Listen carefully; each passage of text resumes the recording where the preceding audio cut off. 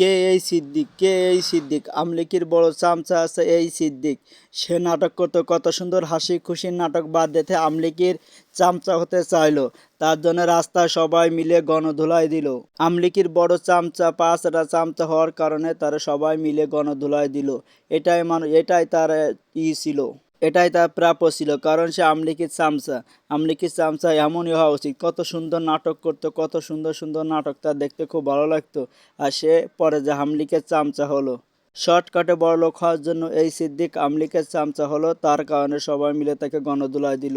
তার অনেক অনেক কথাবার্তা শুনে মানুষই অনেক কষ্ট পেয়েও কিছু করার ছিল না, কারণ সে আছে আমলিকের চামচা। আমলিকের চামচা বলে তাকে এইভাবে অপমান করা হয়েছে।